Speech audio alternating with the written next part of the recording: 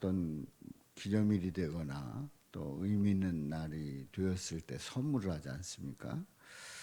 근데 그 선물을 한 거가 어떻게 보면 별 볼 일 없음에도 불구하고 그것을 버리지 못하는 때가 있습니다. 그 뭐 보면은 뭐 별거 아닌 것 같은데 버릴 수가 없어요. 왜냐하면 거기에는 의미가 담겨 있기 때문에 그렇습니다. 그리고 별거 아닌 것 같은데 물건의 가치로는 별거 아닌 것 같은데 거기에 의미가 담겨 있을 때는 아주 소중한 거죠.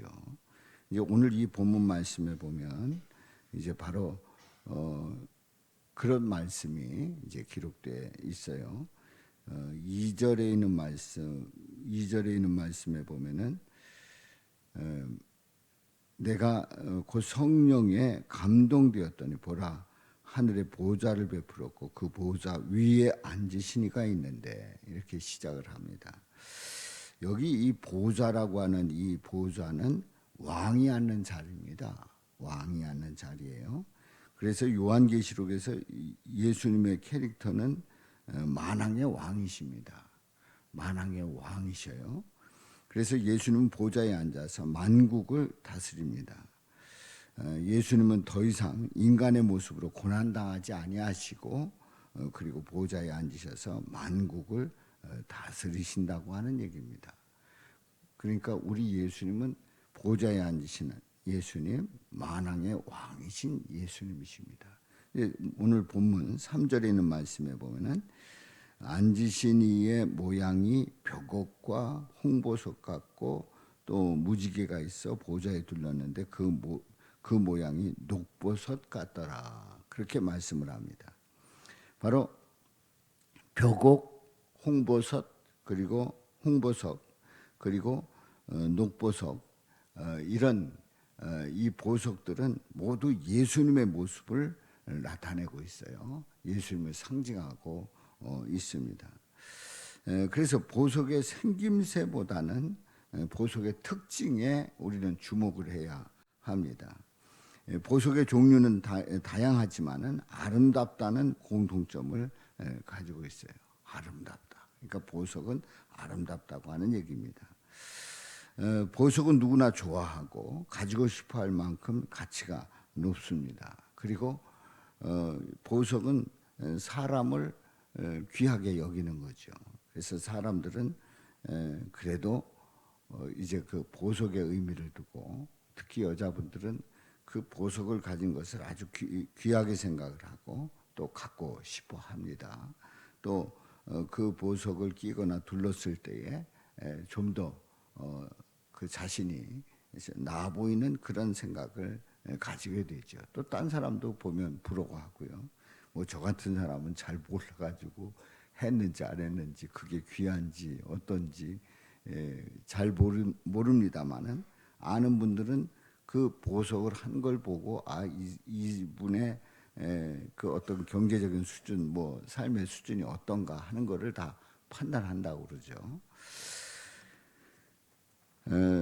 그래서 이제 보석은 결혼 예물이나 사랑하는 사람에게 주는 선물로 이제 많이 쓰이게 되지요. 예수님은 보석처럼 존귀한 분입니다. 보석처럼 존귀한 분이에요.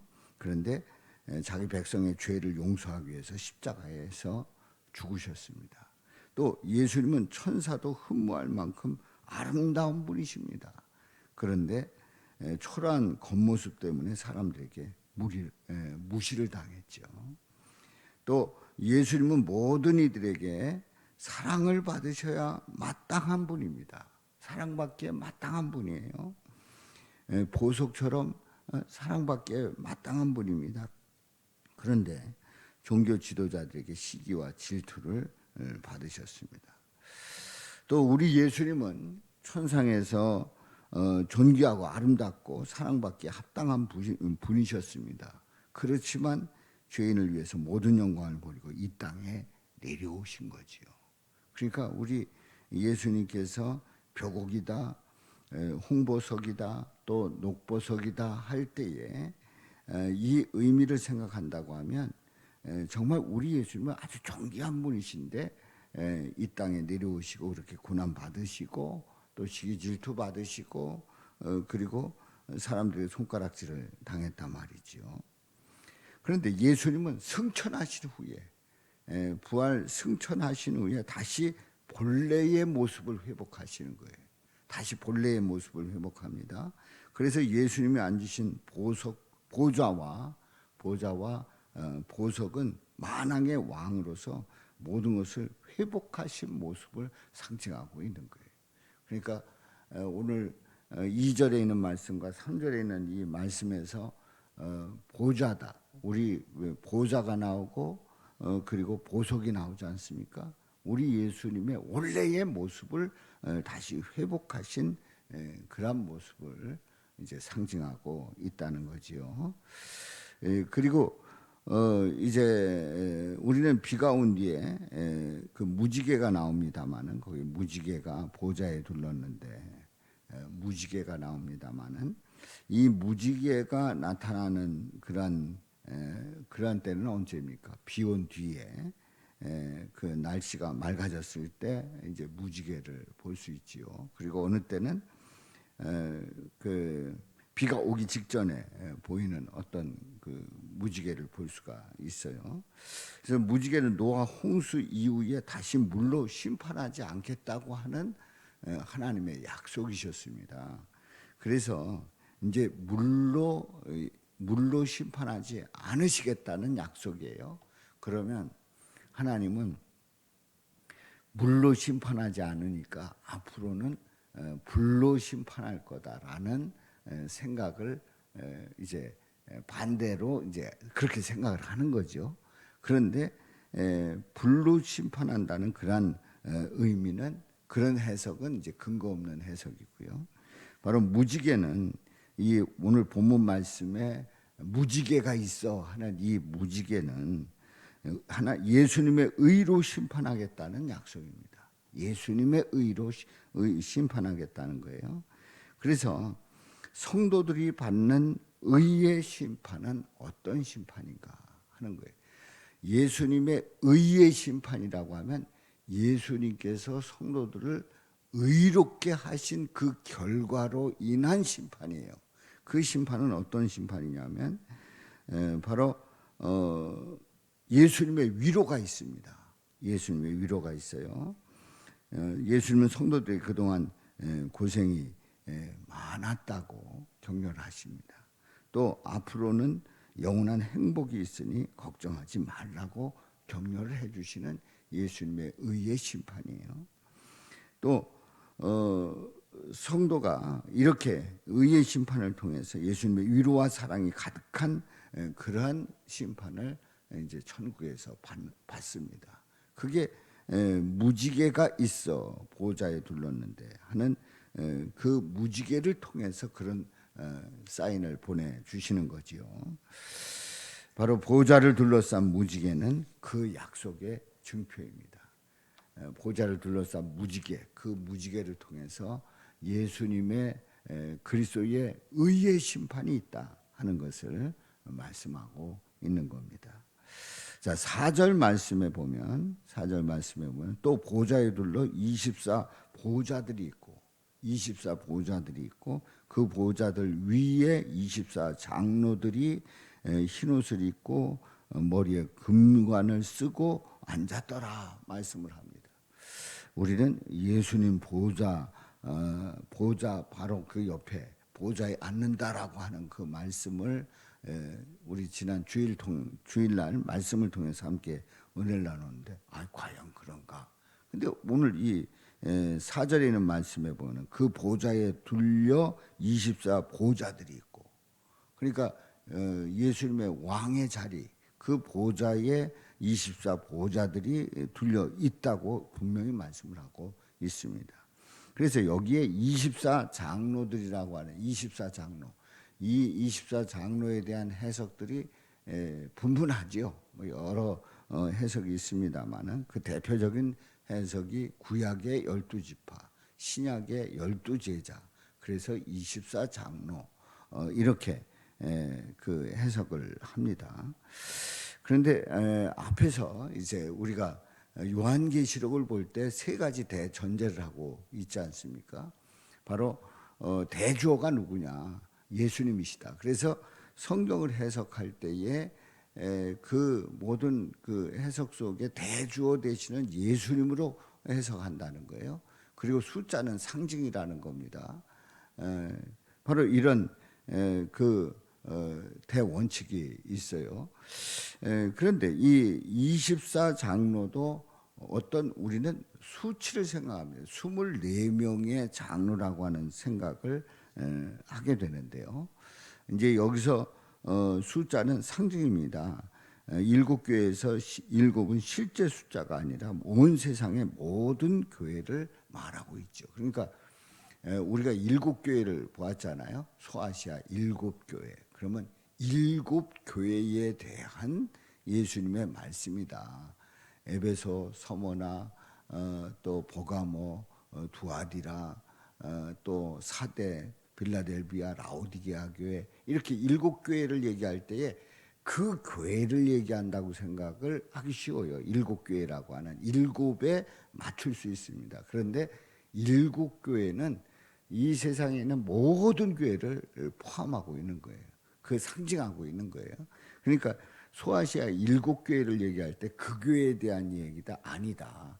우리 모든 교회를 말하고 있고 모든 교회의 다양한 모습, 그 다양한 모습에 대해서 우리 예수님께서 다양하게 나타나셔서 역사하셨다. 이렇게 이제 일곱 교회에 대한 해석을 하면 정확한 해석을 하는 거죠. 그럼 여기 이제 24장로가 나오는데요. 24장로는 24명의 장로를 뜻하는 것이 아니라 구원받은 모든 성도를 의미한다는 거죠. 구원받은 모든 성도. 그래서 이제 장로는 이제 우리가 얘기하는 직책 속의 장로 그거를 뜻하지 않는다는 거예요. 그러니까 여기서의 장로는 바로 지상교회 성도는 각자 역할에 따라서 이제 장로, 집사, 교사, 권사 뭐 등등 불립니다만은 천상교회 성도는 모두가 다 장로가 된다는 거예요. 그러니까 천상에 가면 하늘나라에 가면 우리 모두는 장로로 부르신다는 거예요. 여기서 나온 장로들은 일곱 교회에서 나온 자들입니다. 일곱 교회. 일곱 교회라고 하면 어떤 교회죠? 모든 교회. 모든 교회, 모든 성도들을 의미한다고 하는 얘기예요. 그런데 이들은 장로라고 불리는 이들은 어떤 분들이냐 하는 겁니다.